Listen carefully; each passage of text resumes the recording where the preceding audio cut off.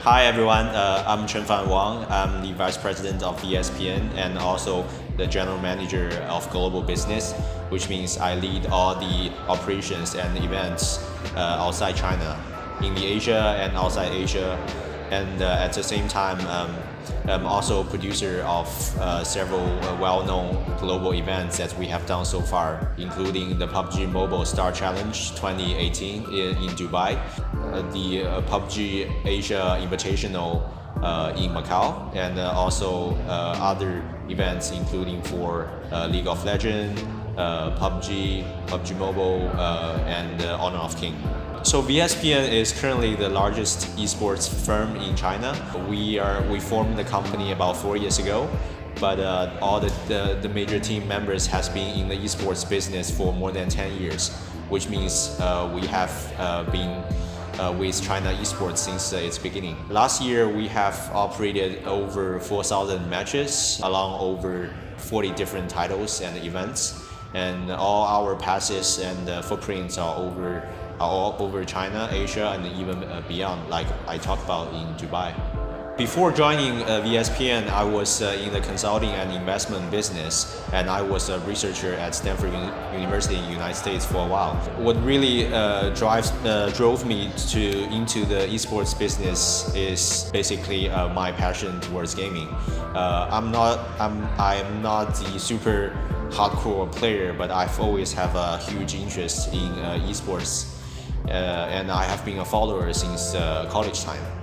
So when I have this opportunity to be connected with the founder of VSPN, I was quickly intrigued with the opportunity and then decided to join the firm afterwards. So I think the biggest difference between traditional sports and esports is for most of the traditional sports, there's no one particularly owner of that sports.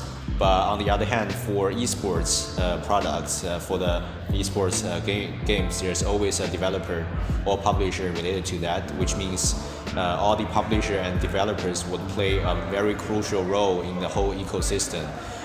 Take VSPN as an example. We have been working with all the renowned developers in the world like Tencent, NetEase, Blizzard, Riot.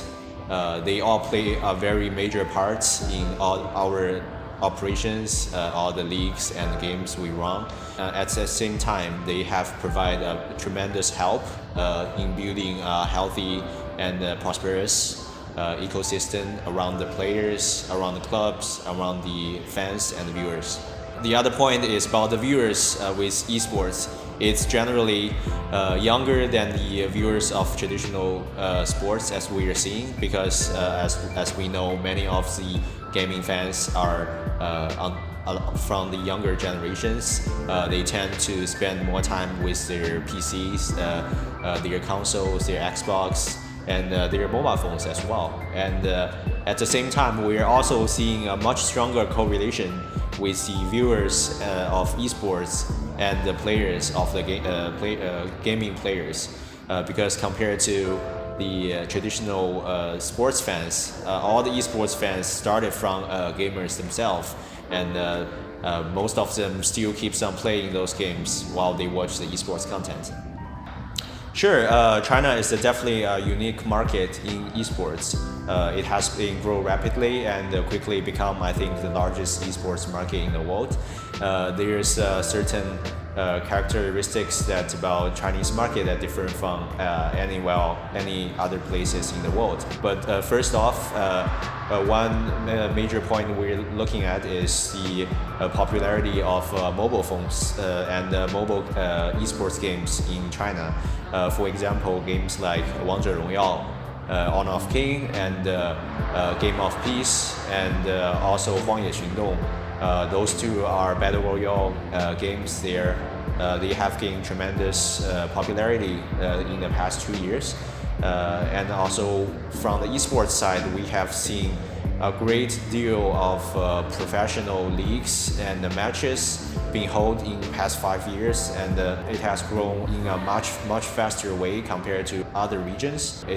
applies to the professional players, the fans, and we are seeing a growing number of prize pools. At the same time, we are looking at the same thing happen all around the world, except the fans in different regions have different taste over the games they're playing. For example, I'm sure Mobile Legends are much more popular in the Southeast Asia region, particularly here in Indonesia, compared to other regions like the Western, the US, or Europe. But on the other hand, there are some games like PUBG Mobile, which we're looking at right now, has gained global reputations and popularities. What we're seeing is the Western fans, eSports players from Europe, from North America, are more interested in playing on consoles and PCs, while fans from Asia, from China, from Indonesia, from Malaysia, are more used to play on their mobile phones.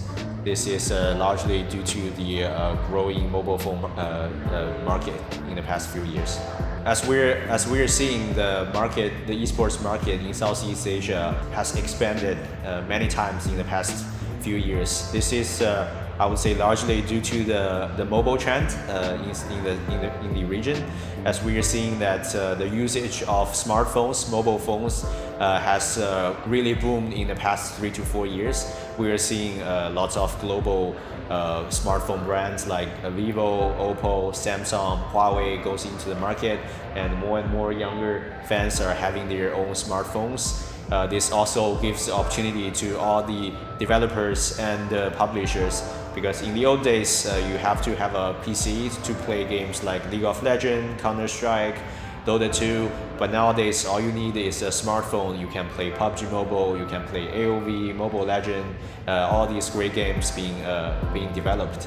And at the same time, while we're seeing a huge growth in the esports players and the esports viewers, other companies like the platforms, like medias and investors are also seeing this opportunity. So we are seeing a very good trend from foreign companies. For example, their platforms like Twitch, YouTube, or Facebook, they are putting a lot of effort in the Southeast Asia regions, and there's a great deal of content being created to share with and to be watched by the fans. At the same time, there's one notable trend is we are also seeing the Southeast Asia region's pro players getting more and more competitive on the global stage. Last year, the PUBG Mobile Star Challenge, operated by VSPN, the global champion is from RRQ is from Thailand, and we're seeing the Southeast Asian teams keeps their competitiveness throughout the year, and they may have a very good shot getting the world champion again this year. For the monetization in the esport region, I think it's different for different participants of the ecosystem. For example, for the new coming sponsors and advertisers, I think they became more and more aware of the much bigger fan group and the target the fan group they can tap into by advertising and sponsoring esports events and contents. Traditionally we see more endemic brands who invest into this field. For example, hardware manufacturers, cell phone makers, and PC makers. These are the traditional sponsors in this field. But these days we are seeing more and more non-endemic brands who are putting effort and putting advertisements in this field. For example, we are seeing more food and beverages, car manufacturers, or even bank and credit cards. They're all aware of the younger generation fans in this field, and they want to be really connected. So it's a great opportunity for them to have good exposure and penetration to reach the younger generations. As for original participants in this field, like operators and influencers and publishers, particularly for influencers and operators, monetization are through the investments from the sponsors, from the developers, and at the same time, because of the viewership mostly comes from online platforms like YouTube and Twitch and other platforms like Huya and Douyu. We are seeing more and more influencers broadcasting through these platforms and also monetize through the platforms. In the past few years, VSPN has been very successful within the China market. We started our global expansion about 12 months ago, and over the past 12 months, we have accomplished very good achievements. There's several international events we've held outside China or even outside Asia, and this year we continue to do so. The PMCO SCA League is one of our star projects. Players from all over Southeast Asia region compete with each other in the 2 months period, and right now they are competing in this regional finals for the regional champion and also a chance to be the global champion. At the same time, VSPN will bring in more and more exciting events to the fans globally. For example, we will be hosting the 2019 PUBG Mobile Star Challenge this year during summertime. Participating by influencers and streamers around the world, and they will be competing for a huge prize pool in Taipei this coming September. And at the same time, VSPN is working with Google and Tencent and PUBG Corporation to make this tournament more well-known.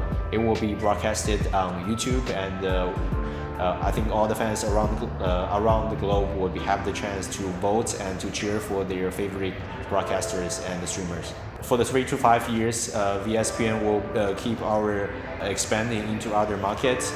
We already have office in Bangkok and Seoul, Korea, and we will be building our office in Europe and North America very soon in the coming few years. Stay tuned because there will be more events from VSPN to come forward around the globe. Hey guys, if you like our content, do like and follow our page. Also, select See First to get the latest game news and updates. Don't forget to subscribe to our YouTube channel and select on the notify button to get notified to our latest gameplay trailers. Don't miss out!